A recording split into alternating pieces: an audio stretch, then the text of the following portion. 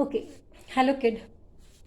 So today we'll start our lecture with bit recapitulation जो अभी तक कर चुके हैं.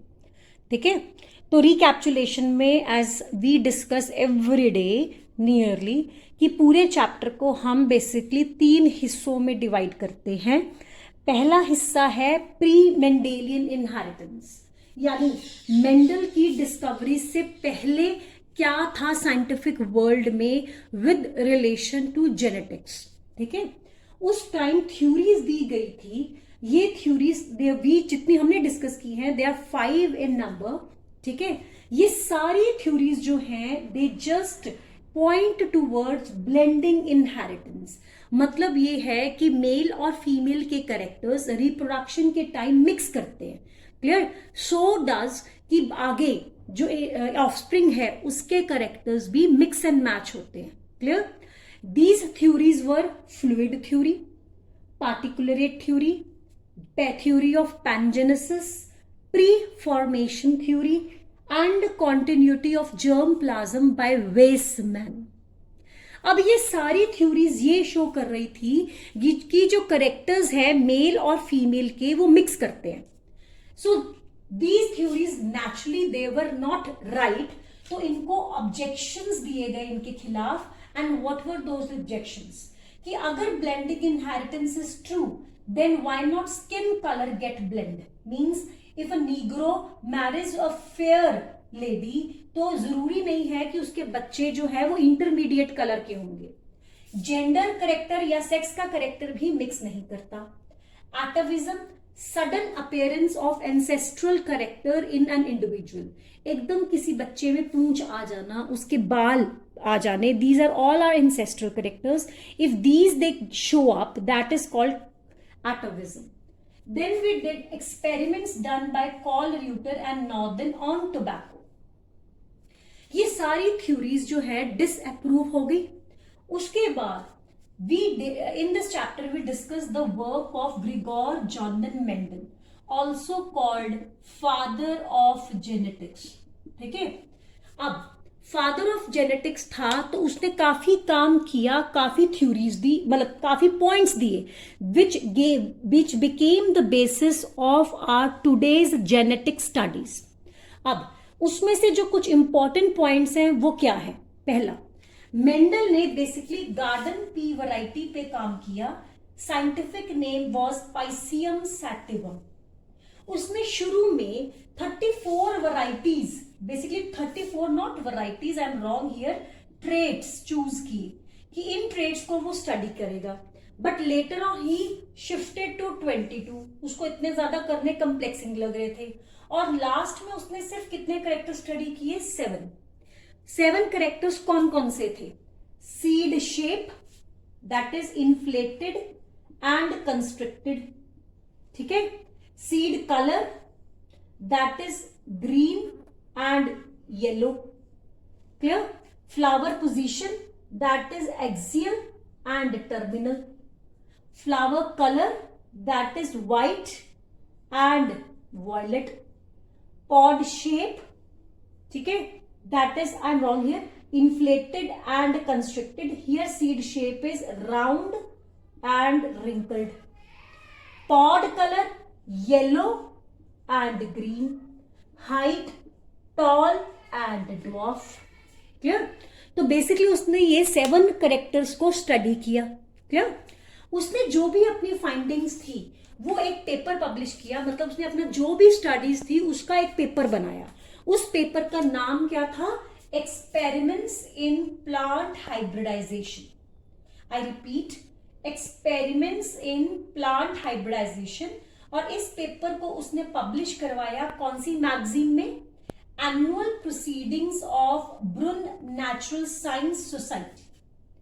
इसमें पब्लिश करवाया annual proceedings of Brunn natural science society. His work was very nice. ठीक है, काफी अप्रिशिएबल था लेकिन नोटिस नहीं हुआ. Okay, so next part of video. अब मेंडल ने जो भी काम किया, so we have 3 things in the syllabus. 1, कि वो इतना काम करके हमें बेसिक प्रिंसिपल्स क्यों दे पाया, that is what were reasons for his success. लेकिन एट द सेम टाइम उसके जिंदा रहते उसके जो मेथडोलॉजीज थी, उसकी जो फाइंडिंग्स थी, उसको ड्यू एडवांटेज या ड्यू रिकॉग्नाइजेशन नहीं मिला, तो that we call his failure. ठीक है। तीसरा, उसने अपने एक्सपेरिमेंट्स के लिए जो प्लांट चूज किया that was garden pea plant. तो उसने वही प्लांट क्यों चूज किया, या उस प्लांट का उसको क्या फायदा हुआ? सबसे पहले, so what were the reasons of Mendel success, यानी वो जेनेटिक्स के बेसिक प्रिंसिपल्स कैसे दे पाया जबकि इतने साइंटिस्ट फेल हो रहे थे? One, he was using pure line. Pure line का मतलब है होमोजाइगस कंडीशन, जैसे capital T capital T. It अगर ये सेल्फिंग करेगा या क्रॉसिंग करेगा, it will be responsible for production of only tall plants, तो it breed true. Similarly small t, जब अगर वो सेल्फिंग करेंगे हम डुआफ प्लांट की, तो ये डुआफ ही बनाएगा, इसकी आगे की कोई भी जनरेशन में कभी भी टॉल नहीं आएगा, क्योंकि इसके पास वो जीन है ही नहीं। So that means pure lines. So pure lines means any trait homozygous to any trait, whether it is RR, small r, capital R, whatever. Then he chose large sampling size. Nearly 10,000 plants को एक time पे study कर रहा था वो अपनी सभी findings के क्या रख रहा था? रिकॉर्ड्स रख रहा था, उनके प्रॉपर कंपैरिजन और स्टैटिस्टिकल मेथड यूज कर रहा था। इतना हम अभी तक कर चुके हैं कि yes, he was comparing those his finding like X and Y, T, Z, I, A and all this way. Then वो एक टाइम पे 1 और 2 ट्रेड्स को ही स्टडी कर रहा था, वो अपने आप को कंफ्यूज नहीं कर रहा था। Clear? Next, failures. Why he was failure while he was living in getting his work recognized? अपना काम रिकॉग्नाइज होने के लिए, मतलब उसका काम रिकॉग्नाइज क्यों नहीं हुआ? पहला, कि जिस पेपर में मैगजीन में उसने अपना पेपर पब्लिश किया था, उसकी लिमिटेड सर्कुलेशन थी, उसको बहुत कम लोग पढ़ रहे थे, तो कैसे लोग उसको जानेंगे जब पढ़ने वाले ही कम है? There was lack of aggressiveness in his personality. मतलब एक होता नहीं, जैसे क्लास में बच्चा पीछे बैठा है, जब तक वो आगे आके बोलेगा नहीं तो टीचर को उसकी प्रॉब्लम के बारे में पता कैसे लगेगा? So that aggressiveness was lacking in his personality. अपने पॉइंट को प्रूव करने के लिए वो एग्रेसिवनेस नहीं थी। स्टैटिस्टिकल मेथड बायोलॉजिकल वर्ल्ड के लिए नए थे, नोबडी वाज अंडरस्टैंडिंग देम। उसकी जो फाइंडिंग्स थी, जो उसने निकाला था, वो अहेड ऑफ हिज टाइम था। इसमें हमने 1-2 पॉइंट्स और डिस्कस किए हैं, वेरी इंपॉर्टेंट पॉइंट, कि at that time Darwin's theory was being discussed more.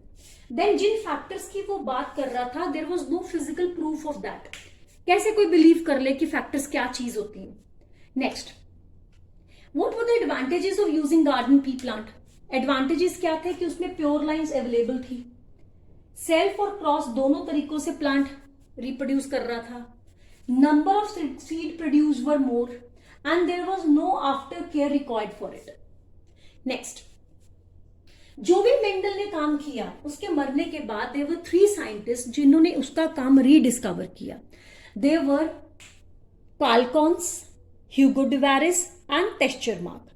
Hugo de Vries ने बेसिकली उसके काम को फ्लोरा मैगजीन में छपवाया, और उसके पूरे काम को लॉस के फॉर्म में फॉर्मुलेट करने का काम कार्ल कॉन्स ने किया। So what he gave 2 laws. First law was law of independent segregation, and second law was law of independent assortment. Law of segregation जो है वो एक ट्रेड को स्टडी करने वाले क्रॉस के साथ हम एक्सप्लेन कर सकते हैं। वो क्रॉस जिसमें सिर्फ एक ही ट्रेड स्टडी करते हैं, that is called monohybrid cross. किसी भी क्रॉस में वी टेक पेरेंट्स, उन पेरेंट्स की हम प्योर लाइन्स यूज करते हैं। प्योर लाइन्स मतलब होमोजाइगस। पहला वो क्या बनाएंगे? गैमीट्स। देन दोज गैमीट जो है वो रैंडमली फ्यूज करते हैं, यही लॉ है, ठीक है, कि हर एक गैमीट जो है वो रैंडमली फ्यूज करके जाइगोट बनाता है। Clear? So hence we get all of this type, and these all were responsible for forming the plant tall. इसका मतलब जब दोनों फैक्टर्स हैं फिर भी प्लांट टॉल बना रहा है, जब दोनों तरह के फैक्टर्स ऑर्गेनिज्म में है उसके बावजूद प्लांट टॉल बना रहा है, इसका मतलब टॉल की जीन जो है या फैक्टर जो है वो अपने आप को एक्सप्रेस कर पा रहा है। तो ऐसे फैक्टर्स जो अपने आप को दूसरे की प्रेजेंस में एक्सप्रेस कर सकते हैं, they are called dominant traits.